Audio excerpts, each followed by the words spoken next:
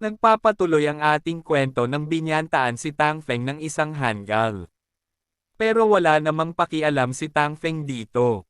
At masaya nga na din lever ng waiter ang pinahanda nila Tang Feng. Kaya makikita natin ang masarap na pagkain na tinatawag na Heavenly King Crab. At ang Galaxy Lobster. Kaya nang makita ito ng dalawang kasama ni Tang Feng ay namangha ang dalawa at napakalaki daw nito. Kaya sinubukan na ito ni Mingja na tikman.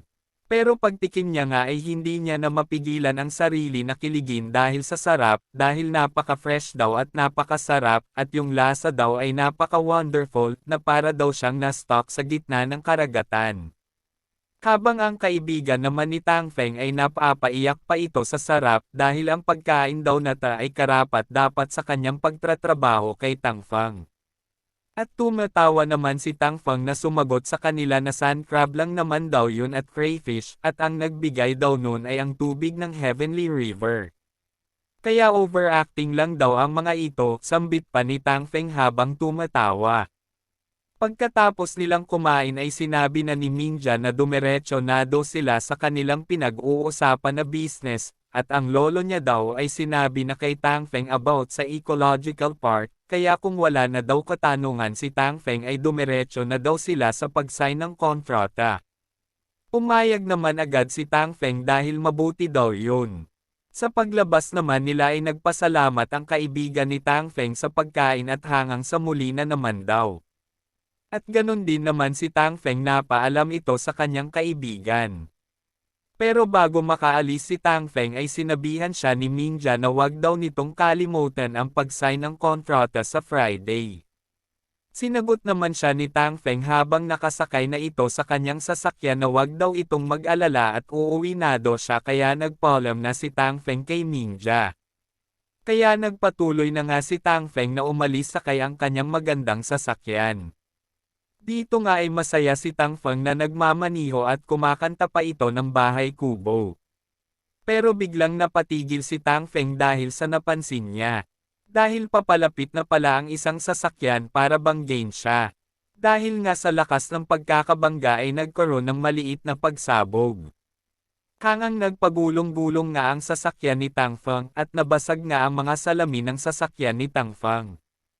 Pero nagpatuloy nga ang paggulong ng sasakyan hangang umabot sa unahan. At unti-unti ngang bumama ang taong may gawa ng pagbanga kay Tang Feng. Ito pala ang hanggal na nagbanta kay Tang Feng kanina. Grave nga ang tawa nito dahil nabaangga niya daw si Tang Feng at hindi ba daw nakita yun ni Tang Feng.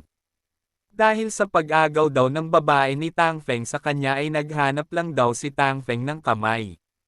Pero biglang ang lumabas si Tang Feng ng unti-unti sa sasakyan, so yung sinabi mo na bantayan ko ang sarili ko, ito na ba daw yun, at papatayin ba daw talaga siya nito, sambit pa ni Tang Feng. Sinagot naman siya ng hanggal na napakahirap daw patayin si Tang Feng, hindi peren daw ito namatay. Pero okay lang daw sabay labas ng baril ng hanggal. At mas mabuti daw na patayin niya si Tang Feng gamit ang baril, sabay tuk niya ng baril kay Tang Feng. Sa isip naman ni Tang Feng na maroon daw pala talagang baril ang hanggal. At ang tao daw na ta ay mayroong armored vehicle at baril, kaya daw pala napakayabang nito, kaya patatakbuhin niya daw ito kasama ang buntot nito at sa gitna nito ay ang paa. Kaya nagsalita na si Tang Feng na napaka mapagtanggap daw ng hanggal, dahil totoong baril ba daw ang hawak nito, at kung bala ba daw ang lalabas sa baril o di kaya tubig. Sa isip naman ni Tang Feng habang linalabas ang buti ng malas ay mabuti daw dahil hindi daw napansin ng hanggal ang malas at siya lang daw ang nakakakita nito. Kaya habang patuloy na dumadaloy ang malas sa hanggal ay sumigaw si Tang Feng na wag daw itong maglaro. Dahil gusto daw nitong mamatay ay ibibigay ni Tang Feng. Kaya bigla nang pinaputok ng hanggal ang baril niya kay Tang Feng. Pero ngumisi lang naman si Tang Feng dito dahil lumihis lang naman ang bala sa kanya. At pagkatama nga ng bala sa sasakyan ni Tang Feng ay nang-bounce ito patungo sa armor vehicle, at nag-bounce na naman muli patungo sa hanggal. Dito nga ay nagulat ang hanggal dahil bigla na lang namanhid ang barrel nito. At impossible daw dahil nag-bounce ito. At nagmaramdaman niya na ang sakit ay nagsisigaw ito hanggang umabot sa malayo ang boses nito. Pero patuloy pa rin ang Hangul sa pagtotek kay Tang Feng dahil hindi daw siya makapaniwala sa ganito kaya pumunta na daw si Tang Feng sa Inferno. Pero kalmado lang naman si Tang Feng at pinapayohan pa niya ang Hangul na huwag kalabitin ang gatilyo. Pero hindi naniwala ang Hangul dito at kinalabat niya pa rin ang gatilyo. Kaya bigla ito sumabog ng malakas sa kanya at napasigaw na naman ito Oli.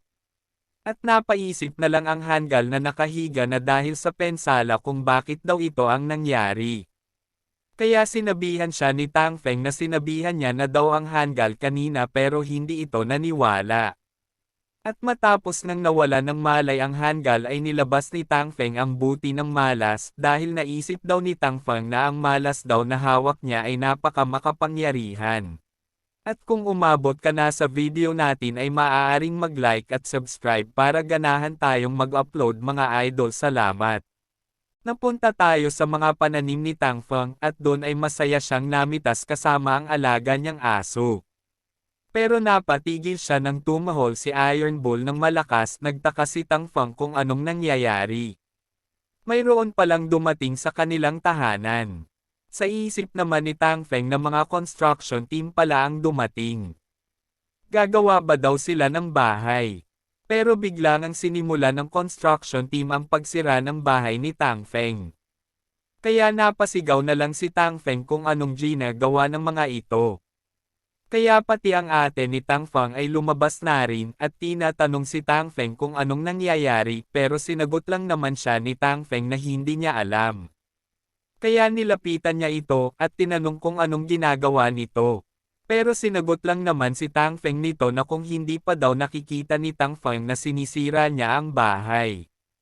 Dahil sa narinig ni Tang Feng na balak ng mga ito sa pagsira ng bahay nila ay napasigaw ito na saka nila daw ang bahay at sino daw ang nag-utos na sirain ang bahay nila.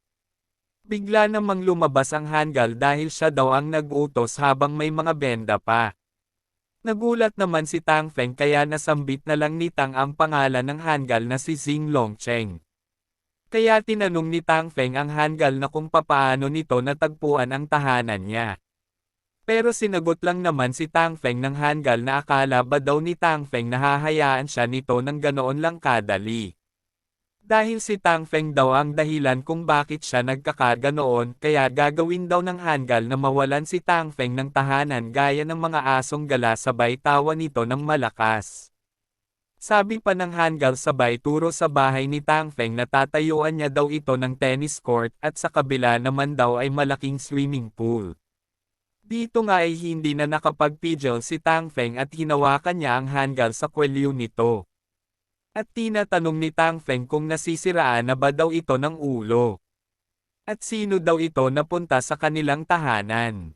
Pero ngumisi lang naman ang Hangul na kung tahanan. Dinala niya daw ang titulo ng tahanan ni Tang Feng. Dahil plano niya daw na gawin itong pinakamagandang project sa taon nila. Bigla namang lumabas ang nanay at tatay ni Tang Feng. At tinatanong ng tatay ni Tang Feng kung sisirain ba do ang tahanan nila. Hindi naman nakapagsalita si Tang Feng dito. Dugtong pa ng tatay ni Tang Feng na naghirap daw siya sa buong buhay niya at ang bahay nato lang daw ang mayroon siya. At kung sisirain daw ang bahay ay isasama daw siya at humiga naman ang matanda habang pinigilan ng nanay at ate ni Tang Feng. Tinoro naman ng Hangul ang tatay ni Tang Feng dahil parang aso daw ito at talagang nakakatawa daw ito. Habang si Tang Feng naman ay napatawag na lang sa tatay niya. Dahil gusto daw ng tatay ni Tang Feng na magyari ito kaya hayaan daw ito sambit pa ng Hangul. Kaya inutosan na ng Hangul ang construction worker na sirain na ang bahay at kalimutan na lang daw ang matanda na nakaharang. Pero umalma nga ang construction worker dahil may buhay daw ng tao ang involved dito. Kay pinapalis ng Hangul ang construction worker dahil napakaduwag daw nito. Dahil gusto niya daw na mamatay ang aso na nakaharang. Kaya ngumisi ng masama ang Hangul dahil pumunta na do ang mga ito sa Inferno. Kaya sinimula na ng Hangul na pagalawin ang makinarya patungo kila Tang Feng. At dito nga ay napansin ng tatay ni Tang Feng ang ginawa ng Hangul kaya nasambit ng matanda ang pangalan ni Tang Feng at napalingon naman si Tang Feng dito. Dito nga ay nagkaroon ng malakas na impact, nag-ilan pala ito ni Tang Feng. At pilit ni Tang Feng na tinutulak ito. At dito nga ay ginamit ni Tang Feng ang kanyang buong lakas kaya natulak ito ni Tang Feng. Kaya sinabihan ni Tang Feng ang Hangul na si Xing Longcheng na isulat daw nito ang sasabihin ni Tang Feng dahil magbabayad daw ang Hangul sa kanya, habang pinapakita ni Tang Feng ang malakas na katawan niya. Kaya nanggalaiti nga sa galit ang Hangul dahil bakit ba daw yun napigilan ni Tang Feng at kung halimaw ba daw ito. Pero hindi daw siya naniniwala na maproteksyonan ni Tang Feng ang lahat kaya nagpatuloy ang Hangul sa kanyang ginagawa. At gulo nga ang makinarya patungo sa nanay ni Tang Feng. At lumaki nga ang mata ni Tang Feng habang sinasambit ang pangalan ng nanay nito. Kaya dali-daling lumapit si Tang Feng dito dahil hindi daw maaari napaka-late na daw. Pero bigla namang gumalaw si Iron Bull at linigtas ang nanay ni Tang Feng. Dahil dito si Iron Bull ang nataman kaya napasigaw na lang ang kawawang aso sa sakit. Dahil dito nga ay tumilapan ang aso. At dali-dali namang nilapitan nila Tang Feng ang aso na nakahandusay. At malungkot nga na tinatawag ng buong pamilya ang pangalan ni Iron Bull na wala ng buhay. Kaya napapikit na lang si Tang Feng dahil patay na daw si Iron Bull. Dahil dito ay tumulo ang luha ni Tang Feng. At pati ang buong pamilya ni Tang Feng ay nagluksa dahil sa nangyari kay Iron Bull. Bigla namang bumaba ang Hangul dahil ang nataman daw nito ay aso at paano daw naglakas loob ang aso na hamarang sa ginagawa ng Hangul.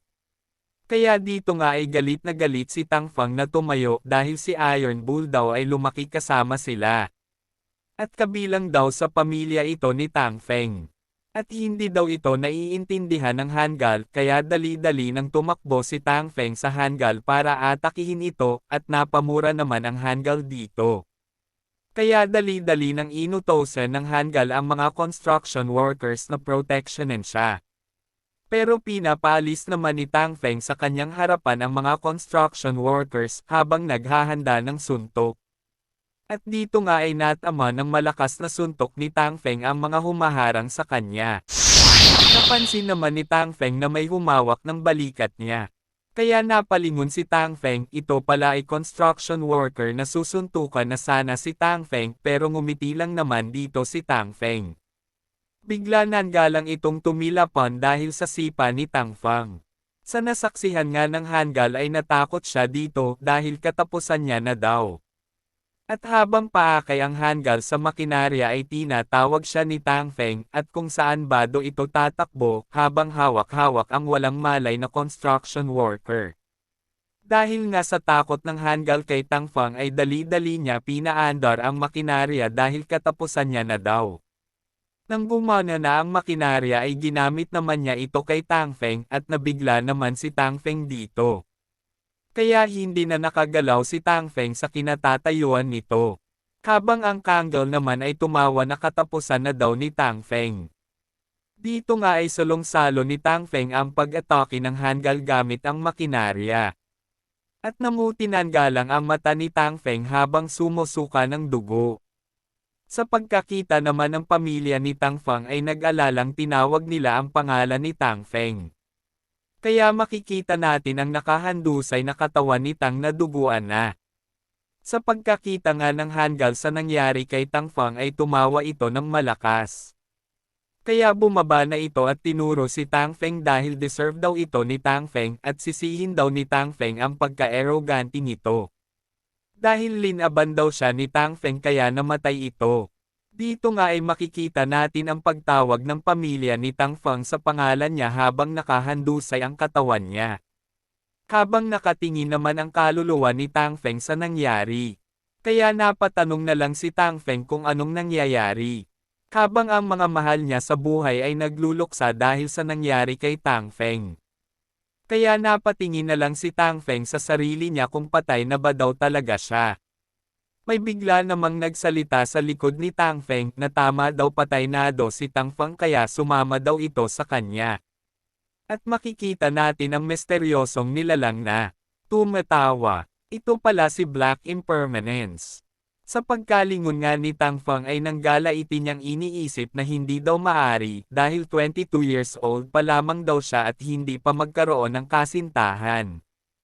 At bago pa lamang daw siya nagkaroon ng Circle of Gods at ngayon daw ang buhay niya ay mawawala. Pero tama daw, ang Circle of Gods daw kaya hindi daw si Tang Feng magpanik at mayroon lang daw siyang sasabihin dito na kaunti. Kaya tinawag niya na ito na Black. At dito na lang muna mga idol, sana suportahan nyo po ang ating channel, maraming salamat po.